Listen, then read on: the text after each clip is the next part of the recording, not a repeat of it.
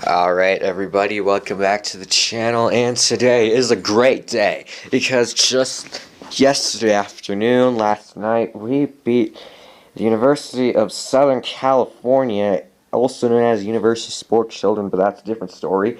It was a great win.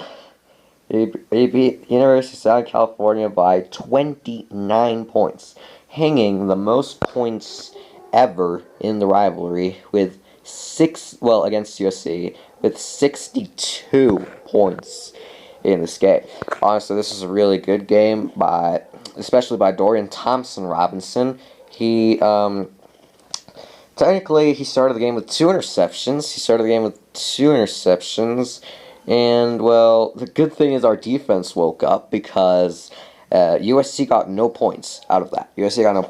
And the first quarter was atrocious. He had a negative 200 quarterback rating. I'm pretty sure of that. And then from the rest of the game, he plays like an all-star. He plays like an MVP caliber player.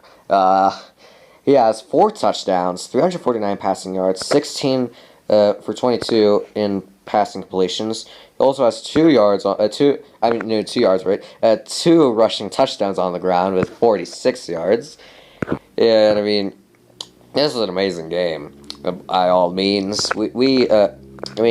Kashmir Allen. His name is speaking of his name, like technically it's Casimir, but it's pronounced Kashmir. So Kashmir Allen, 2 touchdowns and a kick return touchdown to start the half. That was amazing, and it catapulted our second half watch onto a 34-point second half, which ended with which capitalized on our offense as well. And Kyle Phillips, he did amazing this game as well. 2 receiving touchdowns, 80 yards.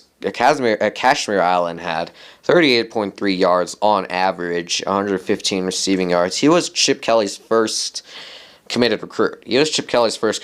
Right? Committed player. And he does this on this amazing. This is amazing by the offense here. A great game. Dolchich got some targets too. He doesn't really get thrown that much, but when he does, he's amazing. He has 75 yards, 37 on average. And then the defense as well. Quentin Lake and Johnson. I don't remember what his first name is, actually, but Johnson. That was real good defense against, I think it's Jake Dart, who had 1 touchdown, 2 interceptions. What I noticed about Jake Dart is that he isn't afraid to take the big throw, is what I'm going to say. He isn't afraid to take that big throw,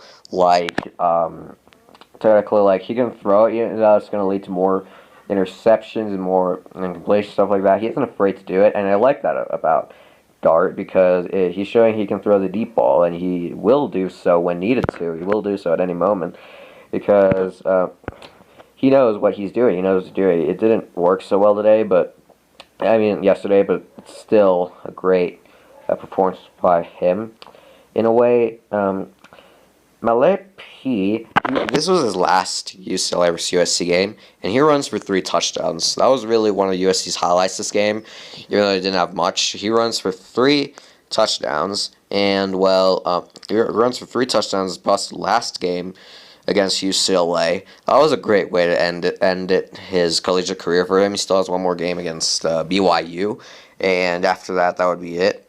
But because USC is not bowling because their game versus Cal got canceled, therefore, even if they beat BYU, they finished 5-6, which would be still lower than 6-6 the requirements, so they would not go bowling. But I mean, that was still an amazing way to finish the year. UCLA had 609 total yards, 349 passing yards, 260 rushing yards, 9.2 yards per play, 30 first downs. Nice stat on the third down efficiency, 6 for 9. USC converted both of their second downs. Both of their fourth downs. We had 20 less plays than USC, and we only punted once. That was really good. Both teams threw 2 interceptions. The first quarter was really boring, in my opinion, and then the game just explodes after that in favor of UCLA. But there were times USC were just going to fight back, and I thought, oh gosh, they're letting this team fight back because this is the worst USC in the last 20 years. So I was really expecting this team to win. And they did. They did. That was really good. So this is Charbonnet's last USC, first and last USC game as well, because he's going to go to the draft this year. He will get drafted. He will get drafted. Probably a day 2 pick. He's probably going to be a day 2 pick. Maybe even day 1. Like, say, late first rounder. But, like, yeah, this is a really amazing game. I don't really know if Dorian Thompson-Robinson, this might be his last UCLA-USC game as well. But if it is, he put on a show starting from the second quarter, even with those interceptions. I mean, this is really an amazing game, by all means. And also, as a bonus, my FCS team, the Sacramento State Hornets, have won the Big Sky in a perfect conference record of 8-0. Seriously, this was an amazing season. Our defensive coordinator, he's really, really good. Oops, sorry, I clicked the wrong thing. Okay, so let me go to games, right? These are the last 4 stats. Last four games. 0 points allowed to Northern Arizona, 24 Northern Colorado. That was a really close game. 9 points to Cal Poly, 20 to Portland State, and 7 to UC Davis. And something else interesting, UC Davis did not score once until the fourth quarter, and that was also provided that Sacramento State could not score in the fourth quarter. So, let me see. Our running game is really good. O'Hara had a touchdown. I actually don't really know these first names. I don't really follow FCS football that much, but I always keep an eye on what Sacramento State is doing. So we had 3 rushing touchdowns, and then nope. So I guess we missed an XP because there was not. I don't see. Oh, well, there's Aggie Stadium right there. Sorry, let me go back to where I was real quick. Okay, I'm back. And like I said, well, this win gives us our second straight Big Sky championship. Like we have won the Big Sky in back-to-back years. Well, technically, 2 out of the last 3 because we did not play last season. Well, in the spring season because of COVID, we decided to opt out. We won the Big Sky in 2019 for the first time and also made the playoffs. This team has won the Big Sky again. Should get a first round bye, in my opinion, for the playoff. And well, Big Sky could really have 5 teams in the playoff. They're gonna have Sacramento State's in, Montana State is in, Eastern Washington, Montana are in, and UC Davis is probably gonna be one of the lower seeds, but they're still in. And then this is the rest of the conference standings after that. Other teams, let me see. Just gonna check as another thing. Hold on, no, here's Missouri Valley. North Dakota State leads. I'm just checking to see other conferences because, well, because of their teams. Right, Ivy League did not get in. I can't see the Colonial for some reason. Kennesaw State's really good.